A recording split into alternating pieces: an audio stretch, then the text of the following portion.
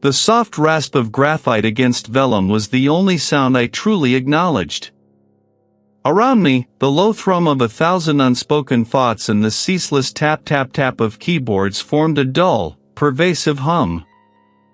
I sat amidst an office building floor with too many cubicles, a sterile landscape of beige partitions and flickering fluorescent lights, yet my world was a precise, vibrant tapestry of lines and contours. My fingers, stained faintly with charcoal, moved with an almost surgical grace, tracing the serpentine course of a forgotten riverbed across a 17th-century survey. This was my craft, my solace, to coax order from chaos, to give voice to the land's silent history.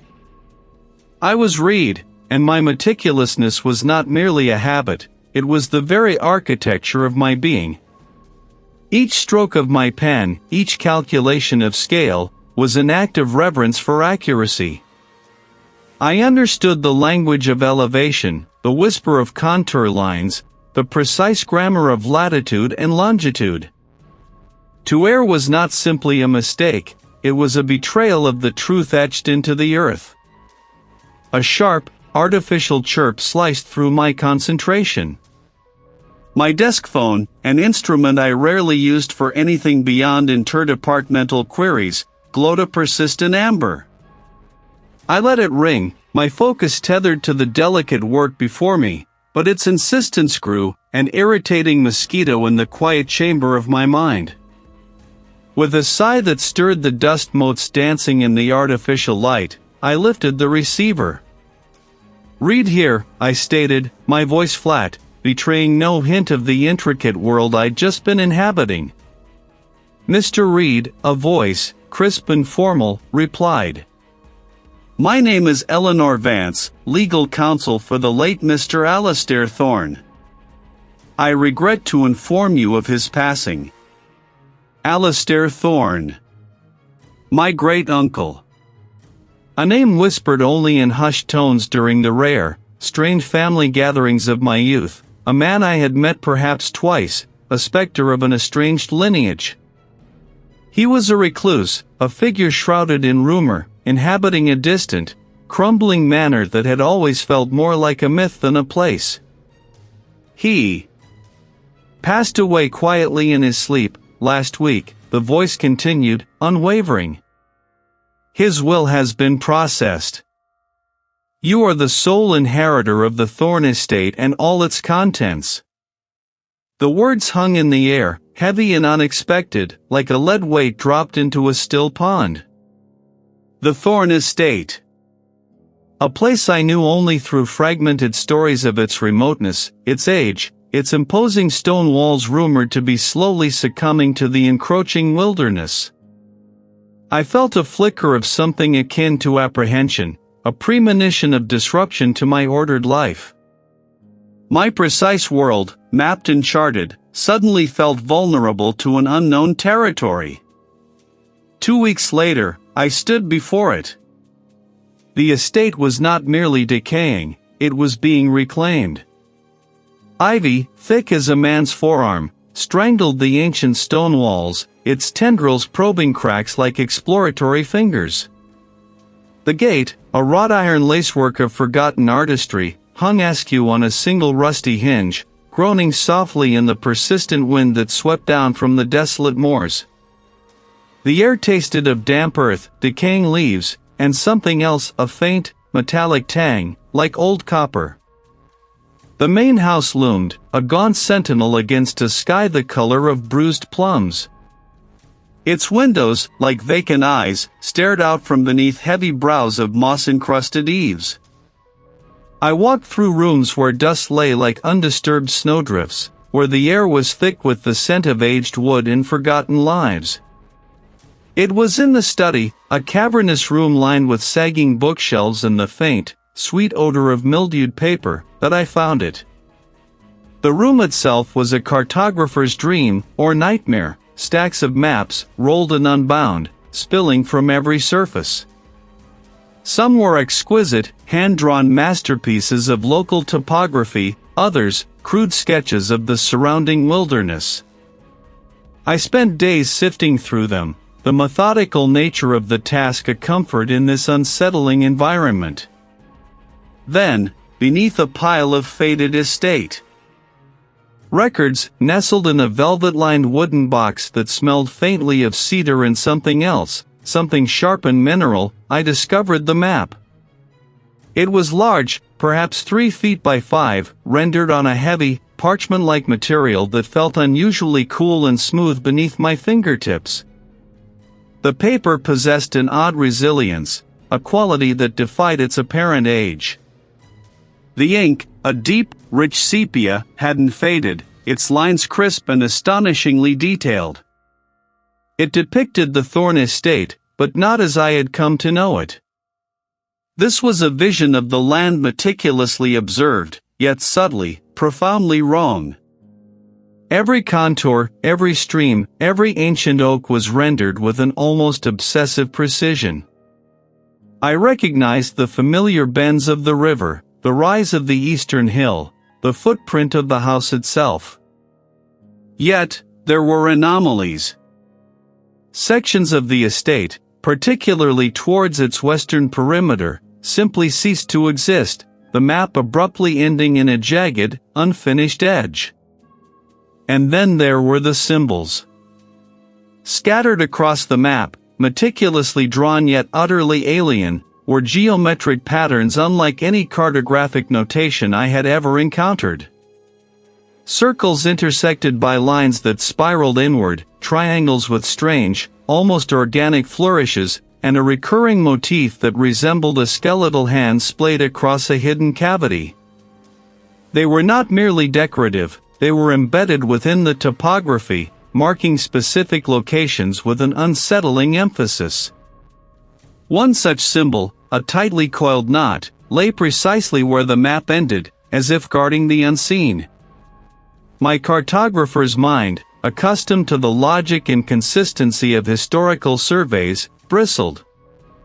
This was a paradox, a document of unparalleled detail, yet fundamentally incomplete, riddled with inexplicable marks that hinted at a knowledge far beyond conventional mapping.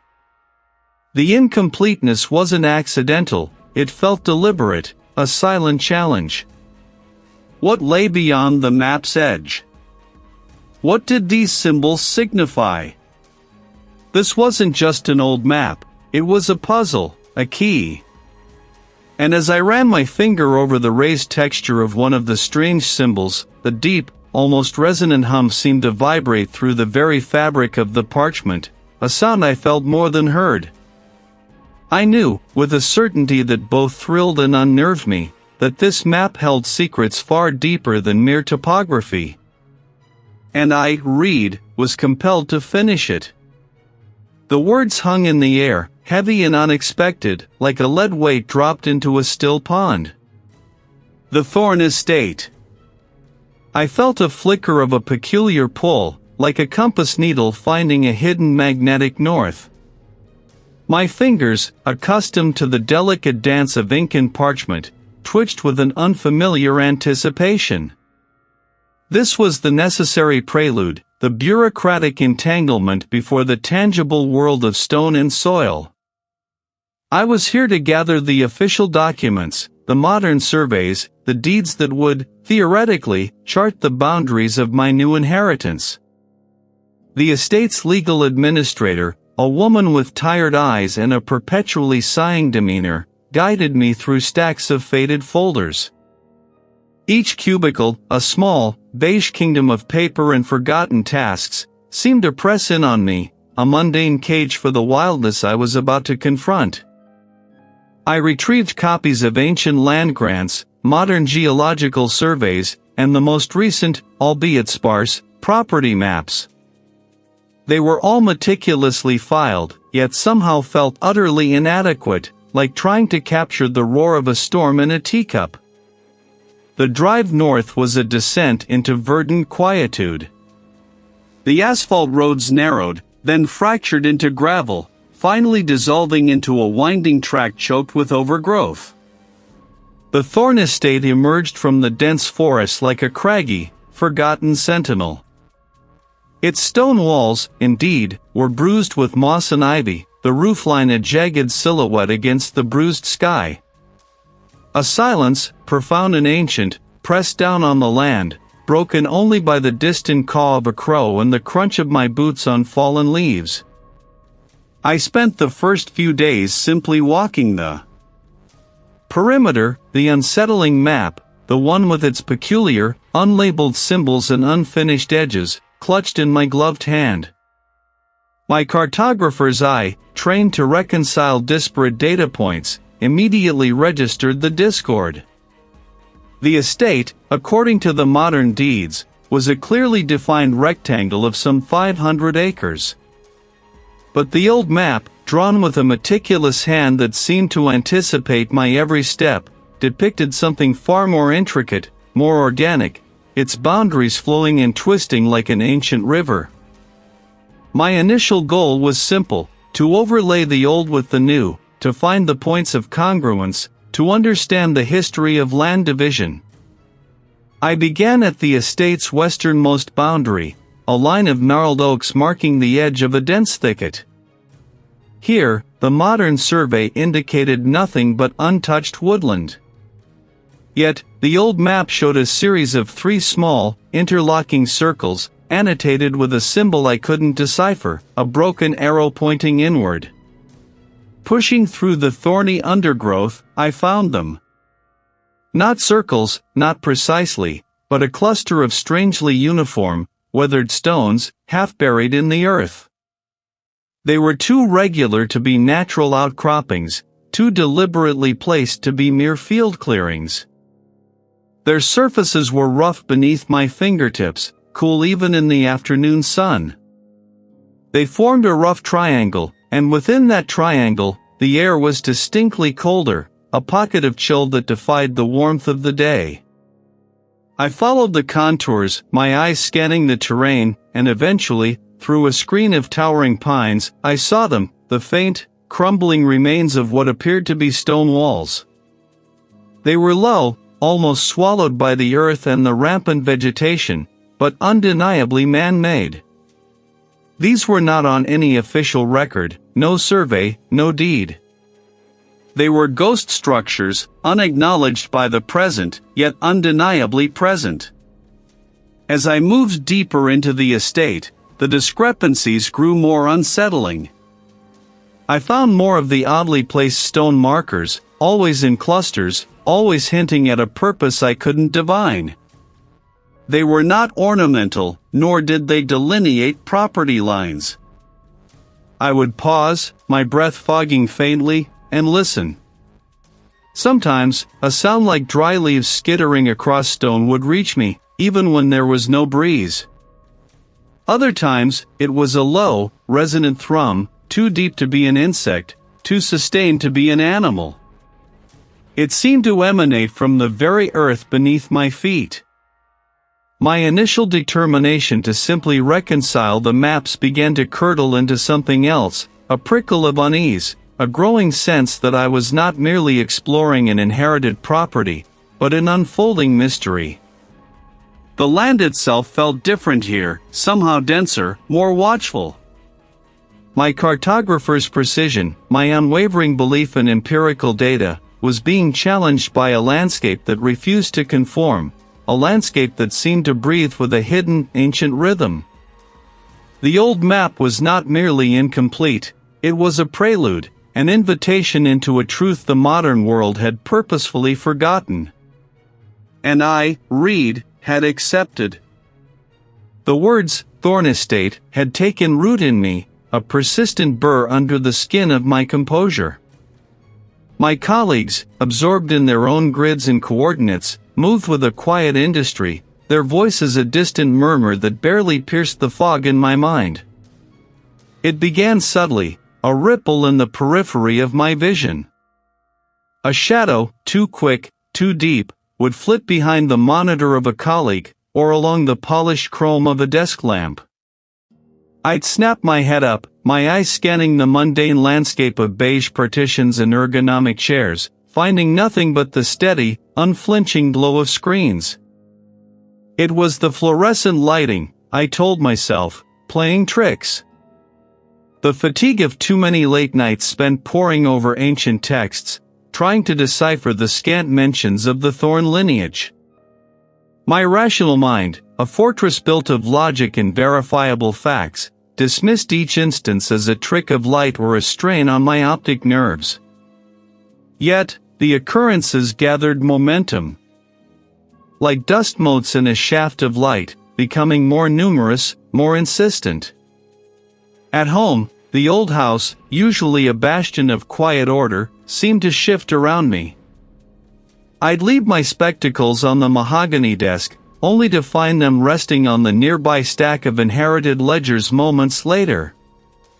A pen, placed meticulously beside my current draft, would migrate to the far edge of the table, as if nudged by an unseen hand. Small things, easily attributed to my own absent-mindedness, to the chaotic nature of a mind preoccupied. But I was not absent-minded. My work demanded a precision that bordered on obsession. Every item on my desk had its designated place, every map its proper orientation. The subtle reordering felt like a delicate, chilling violation. Faint at first, a sibilant breath escaping the very walls of the study. I'd pause, pen hovering over parchment, my breath caught in my throat, straining to discern the source. The ancient timbers settling? The wind whistling through a loose pane? I'd walk to the window, check the seals, listen to the sigh of the night breeze through the old oaks. But the sound was not of wind, it was too close, too intimate, like a secret shared just beyond the threshold of comprehension. A murmur of dry leaves, perhaps, or the scuttling of some creature in the eaves, yet imbued with an unsettling resonance, as if attempting to form words I could not quite grasp. Sleep became a treacherous journey into landscapes of cold stone and oppressive silence. I would dream of the Thorne Estate, not as it appeared in the faded photographs, but as a living, breathing entity. I saw crumbling walls weeping black moisture, heard the endless, rhythmic drip of water into unseen chasms beneath the earth. I'd feel a pressure, a vast, crushing weight, as if the very ground above me was pressing down, suffocating. The map, the central mystery, began to mirror my fracturing perception. I had spread it across my largest drafting table, its vellum surface a pale canvas awaiting my meticulous hand. Initially, I'd focused on its existing, precise contours, the detailed renditions of the estate's known features. But as the days bled into restless nights, I noticed shifts. A faint, almost imperceptible line, like a spider's silk, would appear where none had been before, tracing a path into the uncharted woodlands bordering the property. I'd pore over the sections I had already verified, convinced I had missed something. My magnifying glass would glide across the surface, confirming the blankness I remembered. But then, an hour later, or the next morning, a subtle texture would emerge in a previously smooth area, a faint crosshatch pattern suggesting elevation or perhaps excavation. It was as if the map itself was breathing, slowly revealing secrets at its own deliberate pace, taunting me with its gradual unveiling. My cartographer's eye, trained for absolute accuracy, was being challenged, not by error, but by an organic, insidious change. The rationalizations, once so comforting, began to fray. The rearranged objects were not my forgetfulness, they were deliberate, small acts of defiance against my order. And the map, the very foundation of my craft, was no longer a static object. It was a conduit, a living skin upon which the estate's secrets were slowly, inexorably, being etched. Each new line, each emerging symbol, felt less like a discovery and more like an intrusion, a deliberate invitation into something I was not meant to comprehend. I was beginning to doubt not just what I saw, but the very ground upon which my logical mind stood. My colleague, a cheerful, oblivious soul, had long since packed her bag, her departure marked by the faint, sweet scent of her perfume lingering momentarily before being swallowed by the air conditioning. I was alone, the only light spilling from my monitor, a small, defiant rectangle against the encroaching twilight beyond the panoramic windows. The maps on my screen, clean and logical, offered no solace. My mind drifted, pulled by an unseen current, back to the estate, to the unfinished parchment. The urge to understand, to rationalize the unsettling details I'd glimpsed, became an ache in my chest. I couldn't simply dismiss it. My nature, honed by years of meticulous documentation, demanded answers. With a furtive glance at the empty cubicles, as if the silence itself might judge me, I began to search. I delved into online archives, local historical society databases, digitized newspaper clippings that stretched back centuries. The glow of the screen painted my face in shifting hues of white and blue, reflecting the slow drip of information. At first, the results were sparse, fragmented. Mentions of the Thorne family, land transactions, the occasional obituary. Then, a pattern began to emerge, subtle as a hairline fracture in glass. Old articles, buried deep, spoke of strange occurrences in the vicinity of the estate. A peculiar malady that afflicted a Thorne patriarch, leading him to wander the property at night, speaking in tongues before vanishing without a trace. The language was archaic, veiled, but the undertone of fear was palpable. I found a digitized collection of local folklore, compiled by an amateur historian in the early 1900s. The symbols, which I had initially dismissed as archaic cartographic shorthand, now pulsed with a sinister significance. The hours bled into one another. My fingers, usually so steady, trembled slightly as I navigated through scanned pages of yellowed journals.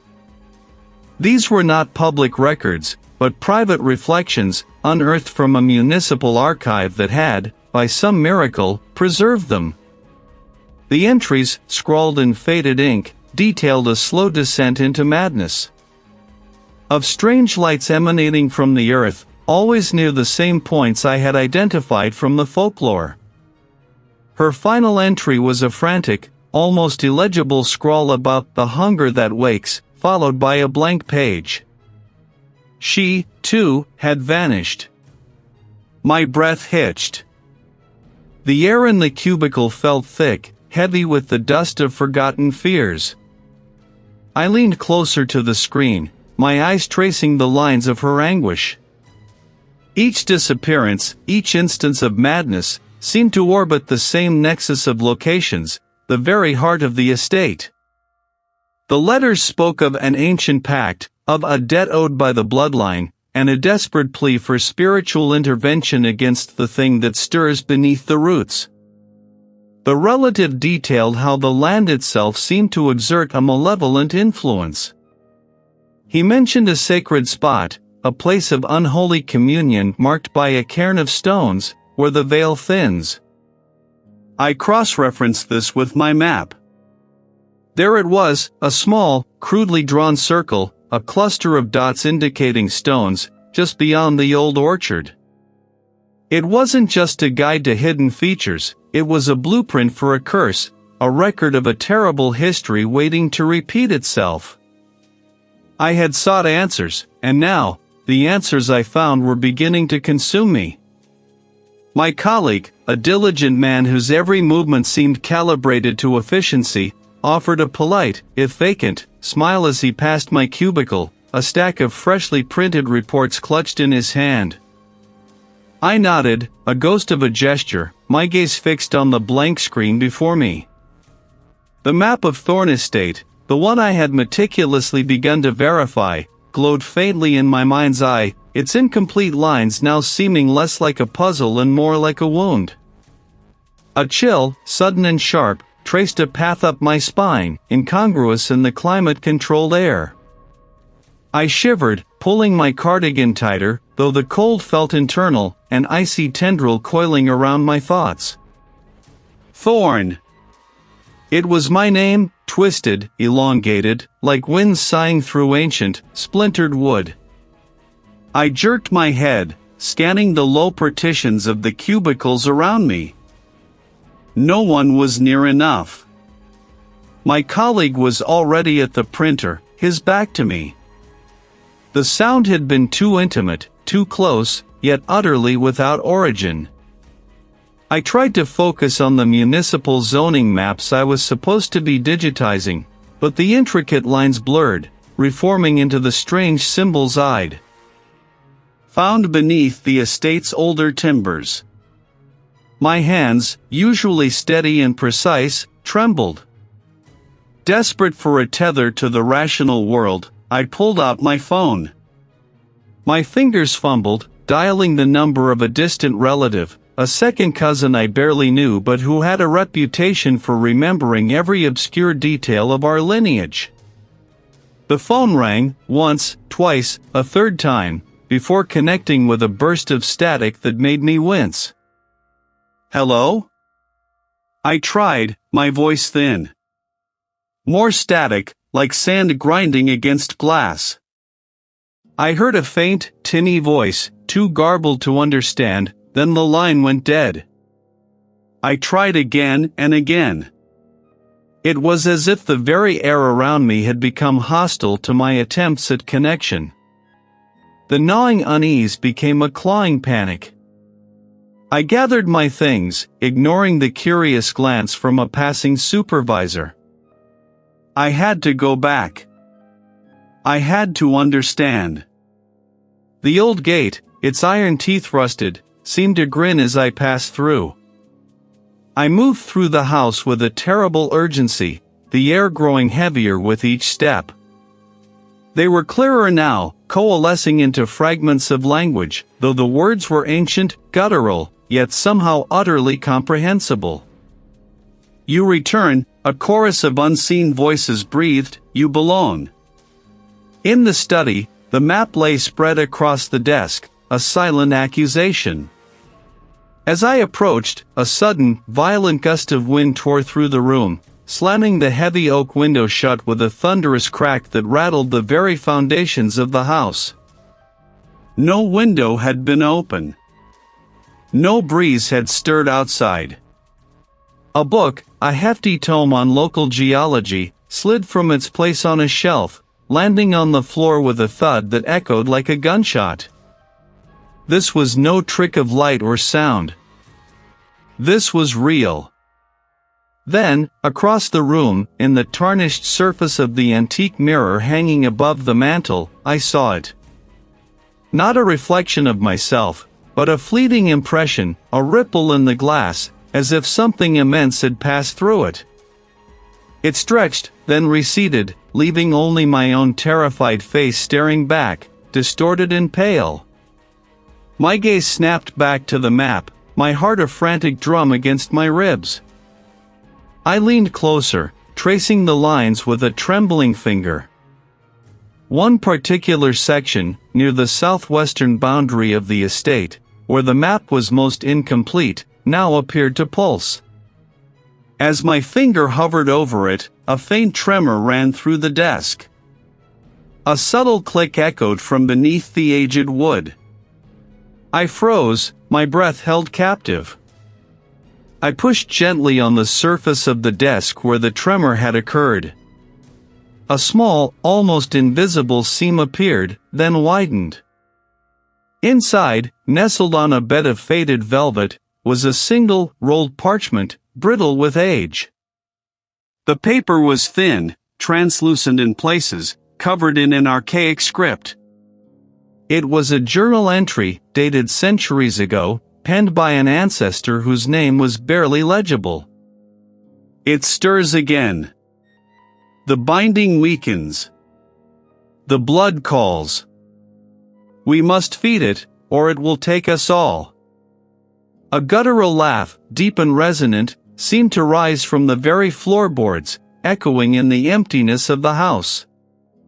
It was a sound of ancient hunger, of malice unbound. It had always known me. And it was waiting. The guttural laugh had not faded with the dawn. It had burrowed, a parasitic echo, into the hollows of my bones, driving me from the estate's suffocating embrace.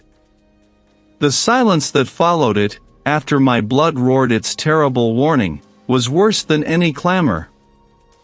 I needed to understand its language before it consumed me. Instead, I found myself in a sprawling, low-ceilinged room, where rows of gray fabric partitions created a labyrinth of identical, sterile workspaces. The air hung thick with the metallic tang of ozone from the printers and the faint, unsettling sweetness of disinfectant. I had commandeered a small, unoccupied cubicle in a distant corner, surrounded by stacks of microfiche readers and forgotten bound journals. The anonymity was a thin shield. I spread my own copies of the estate map, now covered in my frantic annotations, across the cramped desk. Beside them lay ancient county records, property deeds stretching back centuries, and obscure folklore collections I'd unearthed. My fingers, stained with ink and the lingering grit of the estate's dust, traced lines and symbols, searching for a pattern, a key. The hours bled into one another, marked only by the shifting quality of the artificial light and the occasional distant cough of a librarian. It was a barely visible glyph, etched into the margin of a crumbling land survey from the late 17th century, that snagged my attention. A simple, almost childlike drawing, a circle, bisected by a jagged line, with three smaller, radiating lines at its base. They were identical. I cross-referenced the survey with the folklore texts, with handwritten annotations from an obscure local historian's journal I'd found tucked away. The pieces, scattered and seemingly disparate, began to lock into place with a horrifying precision. The circle, the jagged line, it wasn't a boundary marker, not a well, not a spring. It was a seal. And the radiating lines? Not paths, but fissures.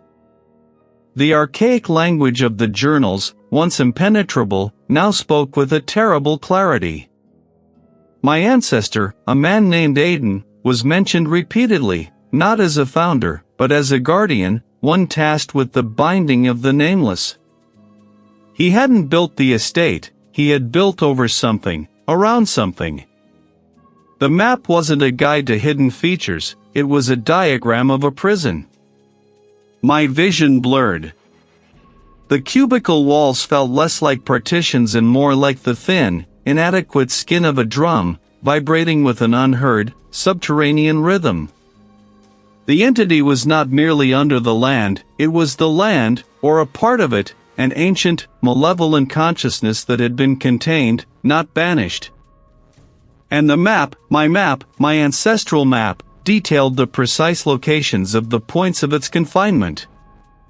The blank spaces, the incomplete sections I had been so determined to fill, were the very weaknesses in the seal. The text spoke of a thinning of the veil, a loosening of the chains that occurred over centuries, accelerating with each generation that neglected the ancient rites. My lineage was not just tied to the estate, it was tied to the maintenance of this prison. I hadn't stumbled upon this place by chance. I had been drawn here, a homing beacon to an ancient duty I never knew existed. Was I meant to complete the map, to reinforce the failing seal?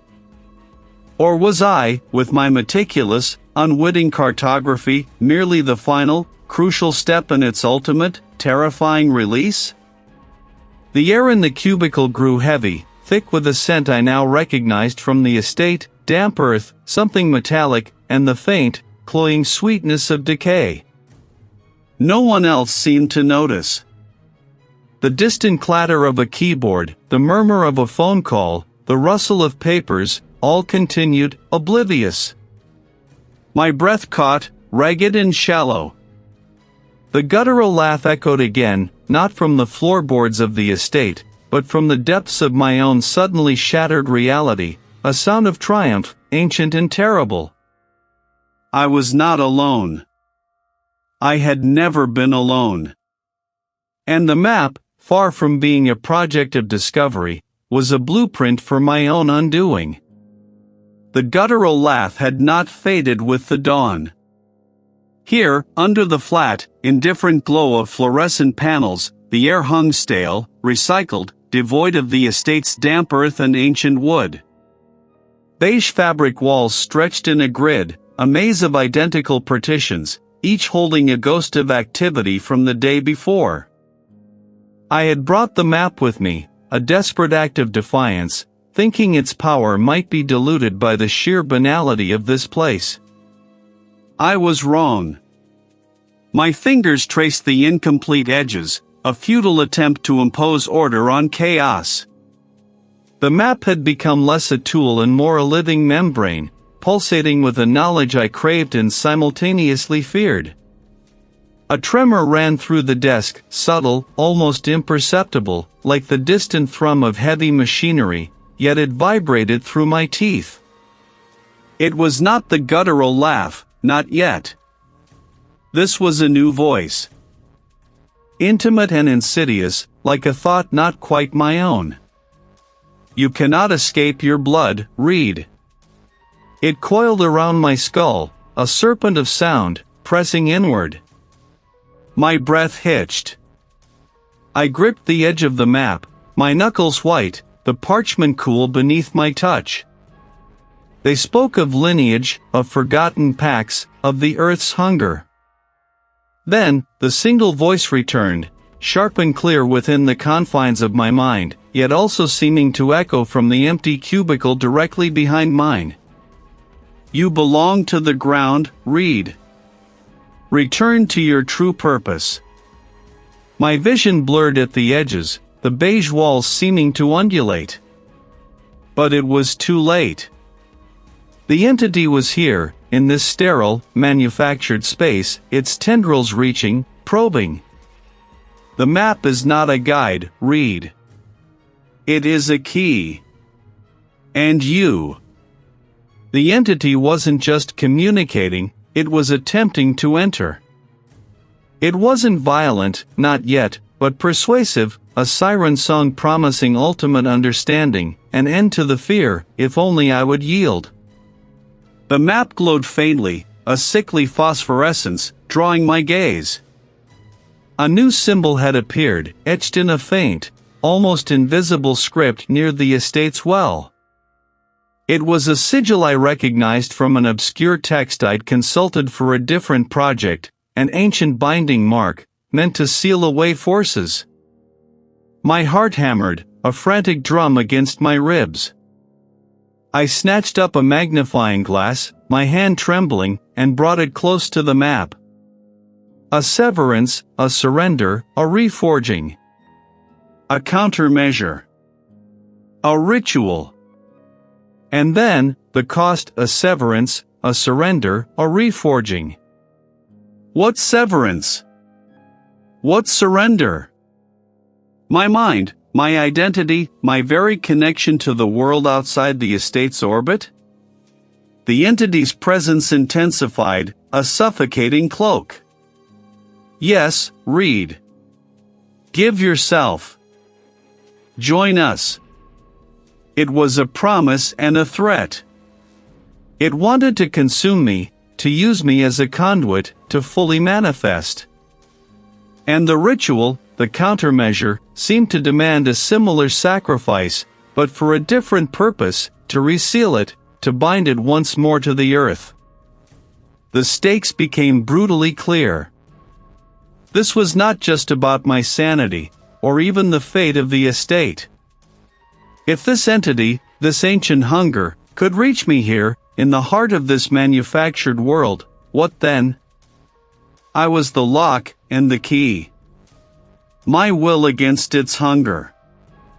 To reseal it, I would have to become something else, something more, or something less, than Reid. The map, with its newly revealed sigil, was not just a historical document, it was a weapon and a sacrifice. The suffocating cloak of the entity tightened, a living shadow pressing against the fragile membrane of my sanity. Give yourself. Join us. The words, once a siren song, now a rasping demand, echoed in the hollow space behind my eyes. Severance. Surrender. This path, the one etched into the incomplete map, the final, desperate ritual, was my only gambit. My hand, trembling but resolute, traced the rough-hewn stone of the subterranean passage. The passage narrowed, the ceiling pressing low, forcing me to stoop. I could feel it testing the boundaries of my resolve, probing for weakness. Then, the walls began to ripple. Not physically, but visually, as if the very fabric of the earth was momentarily dissolving. The damp stone blurred, the earthy aroma vanished, replaced by an acrid, synthetic tang, ozone and stale coffee. The transformation was instantaneous, jarring, a brutal assault on my senses. Fluorescent lights hummed with a sickly yellow glow, reflecting off an endless sea of gray fabric partitions.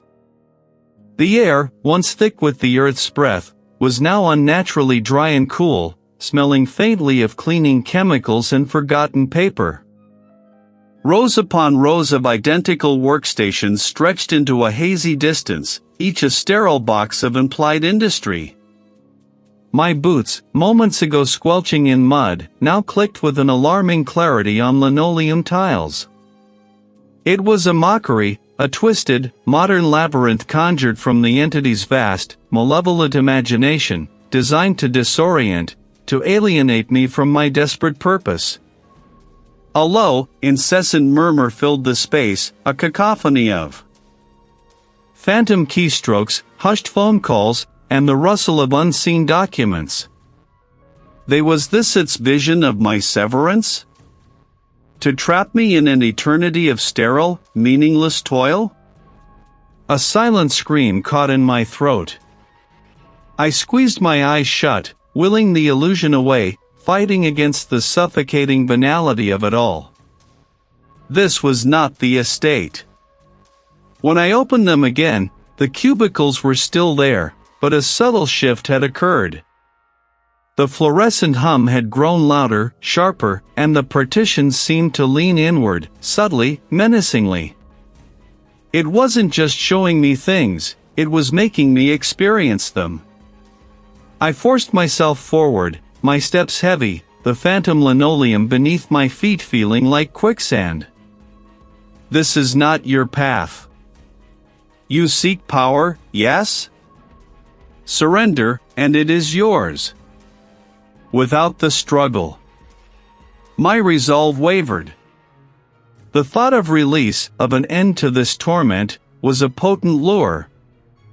But the image of the complete map, the one with the final, horrifying details of the ritual, solidified in my mind. No. This was a trick. A deeper dive into the entity's thrall. The cubicles began to dissolve, the sterile surfaces peeling away like old paint, revealing the rough, damp stone beneath. The humming of the lights morphed into a low, guttural growl that vibrated through the earth. The illusion was breaking, but the entity was not receding. It was merely shifting its attack. The passage was no longer a simple tunnel but a grotto, carved by nature in something far older. The air here was thick with a cloying, sweet smell, like overripe fruit mixed with something metallic and rotten. Within its depths, I saw it, not a single thing, but a vast, sprawling network of iridescent veins, pulsing with that same sickly light, embedded within the very rock. It was as if the earth itself had become a living, cancerous growth, and these veins were its circulatory system. This was no mere crypt or cave, it was a living, breathing part of the entity, a physical manifestation of its ancient corruption, threaded through the bedrock of my ancestral home, The ritual wasn't just about severing its influence, it was about tearing a living thing from the very heart of the land. And I, Reid, was the surgeon. The passage ahead was now choked with a web of these pulsing veins, sticky and warm to the touch. They writhed, almost imperceptibly, as if sensing my approach. A low hum, originating from the deepest part of the grotto, vibrated through my bones, a sound both ancient and utterly alien. The entity was no longer content with illusions. It was making the very path itself an adversary, a living barrier to my desperate act. I raised the lantern, my hand shaking, and took another step into the pulsing maw. The severance would be brutal. For both of us. Give yourself. Severance. Surrender. But the embrace was absolute, a crushing weight that stole the breath from my lungs, the light from my vision. Then, a sudden, jarring shift. The damp, ancient stone of the estate's hidden chamber dissolved, replaced by a brutal, anachronistic glare. A vast, sterile expanse stretched before me, an endless grid of beige fabric walls, each a shallow, identical grave for ambition. A cog. A number. Lost. But I was Reid, the cartographer. My mind, though frayed, still clung to the threads of pattern, to the geometry of existence. The map, the true map, was not merely lines on parchment, it was an understanding of energy, of flow, of containment. This sterile labyrinth, too, had its lines, its hidden conduits of power. The entity sought to overwhelm me with its vastness, its soulless repetition, but in its very attempt to erase meaning, it had created a new, albeit distorted, landscape. I closed my eyes, the fluorescent hum a drill behind my eyelids. The map of the estate, the one I had painstakingly completed, flared in my mind's eye. Its intricate sigils, its precise delineations of the buried currents, the points of convergence and divergence, they were not arbitrary. They were a language. The entity lashed out, not with physical force, but with a torrent of images, my failures, my solitude, the faces of those I had disappointed, warped into sneering masks. Each cubicle seemed to hold a memory, a regret, a forgotten ambition. The fabric walls pulsed with a dull, sickening light, and the hum intensified, threatening to crack my skull. I felt my resolve waver, a desperate urge to simply sit, to surrender to the crushing ennui of this place, to become another forgotten soul in a beige box. Let the patterns dissolve. But I saw the patterns. Beneath the bland carpet, I imagined the ley lines of the estate, the ancient veins of the land, now obscured by concrete and fiber optics. The cubicles, in their geometric precision, formed a grid. And within that grid, I could discern the subtle distortions, the points where the entity's influence was strongest, where it was trying to anchor itself, and conversely, where it was weakest.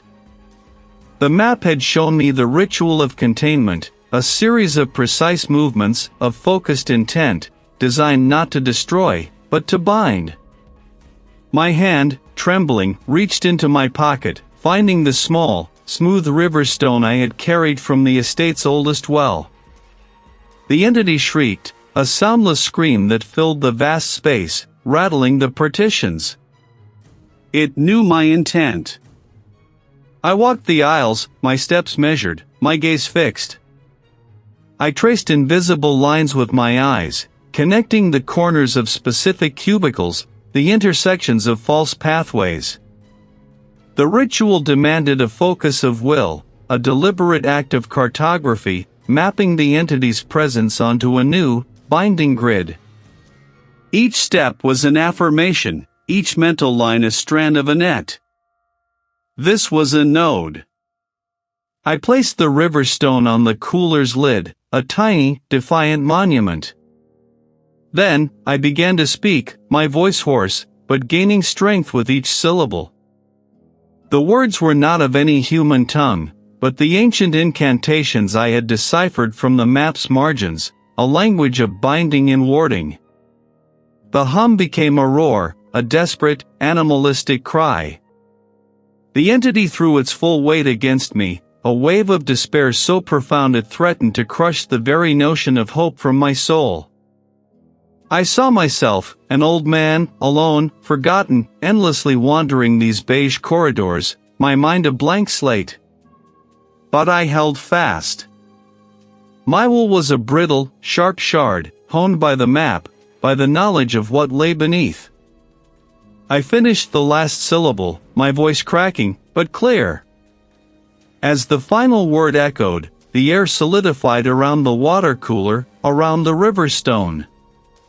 A shimmering, invisible barrier snapped into place, a cage of pure intent. The roaring ceased. The flickering lights stabilized, casting their sterile glow once more.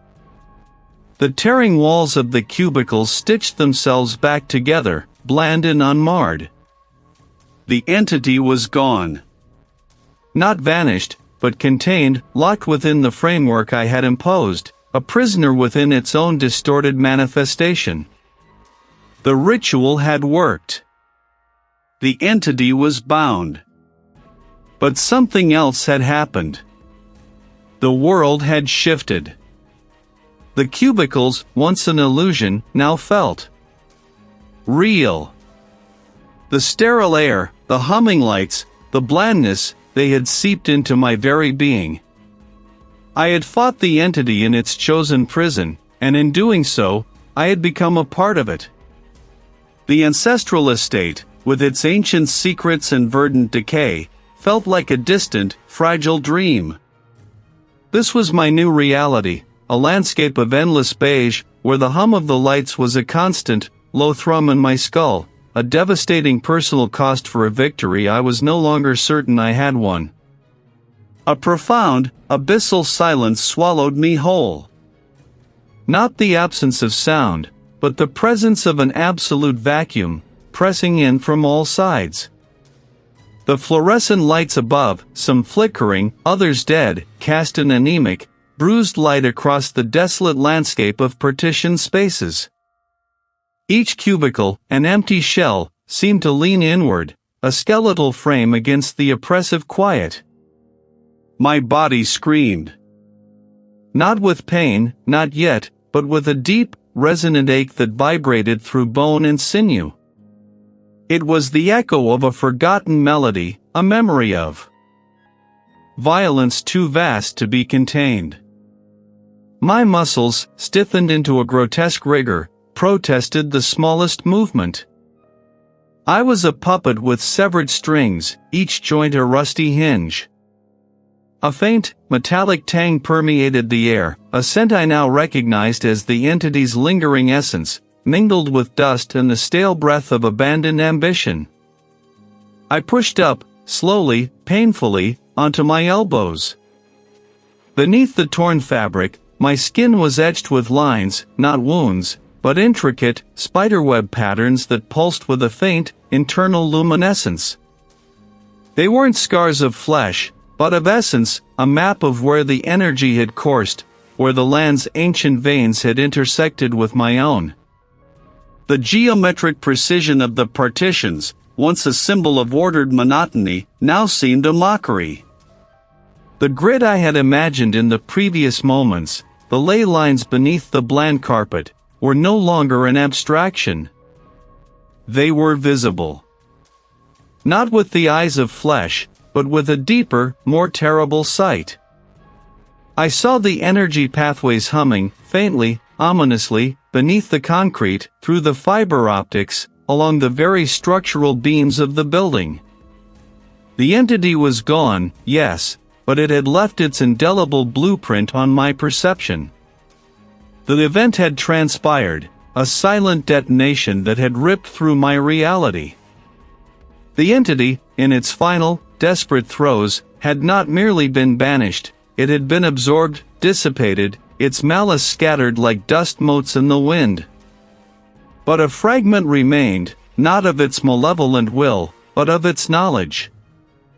I could see the subtle distortions, the points where the fabric of reality was thinnest, where the ancient veins of the land, the ley lines, pulsed closest to the surface.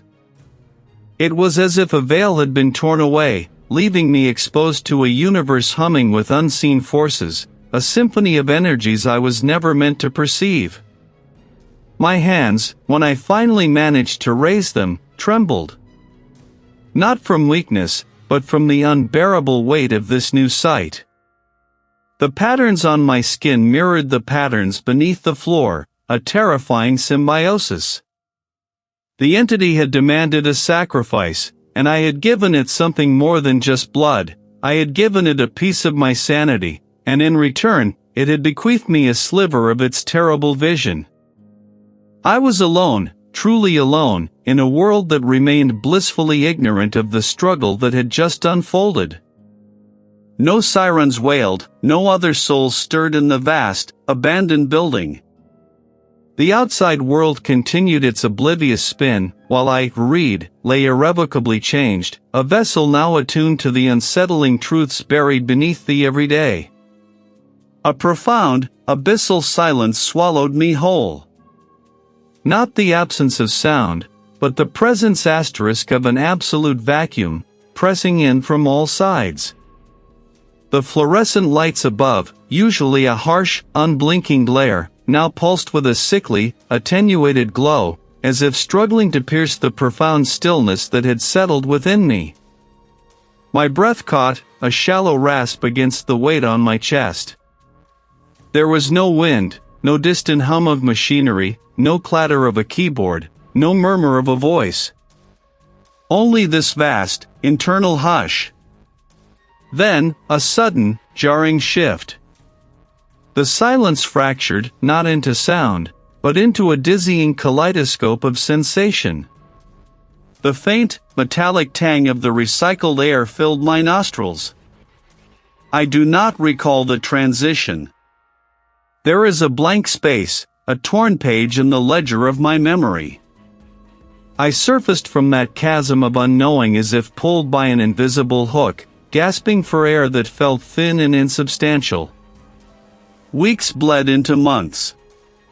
I returned to the methodical lines and precise measurements of my cartography.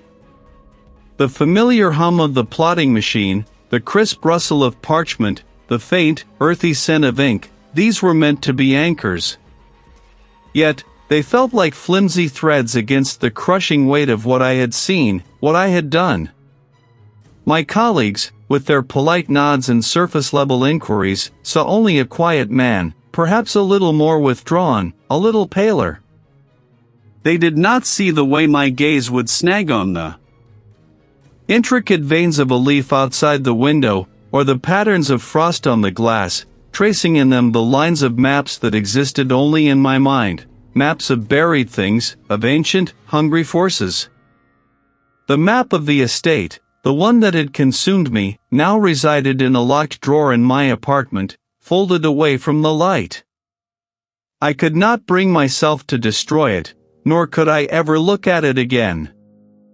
Its lines, once mere representations of topography, now pulsed with an unseen energy, a memory of the truth it had unveiled.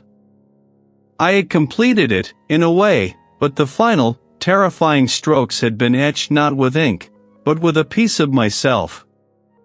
The entity beneath the land. I had contained it. Or, perhaps, I had merely appeased it, bought myself a reprieve. The price. The price was not blood, not flesh, not gold. It was something far more insidious. It was the knowledge that it existed. It was the understanding that some things, once roused, can never truly be put back to sleep. The earth, once a solid, predictable canvas, was now a thin crust over an unimaginable depth. Sleep offered no true escape. The dreams were not of the entity itself, not directly. It was merely waiting, a seed of malevolence embedded deep within the earth, connected to me by an invisible, unbreakable thread. Sometimes, a subtle compulsion would grip me. An urge to research forgotten land deeds, to pore over ancient geological surveys, to ensure that no one else, not ever, would stumble upon a truth so profound and terrible. It was not a conscious decision, but a quiet, insistent pressure, like a whisper in the deepest chambers of my mind. I had not defeated the entity, I had merely become its remote custodian. The vibrant greens and blues of the world now seemed dulled, muted by the knowledge I carried. The horror was contained, yes, but it was not over. It lived within me, a silent, ceaseless hum, a constant reminder of the terrible truth that lay beneath the land, and the terrible price I had paid to keep it there. I was no longer just Reid, the cartographer.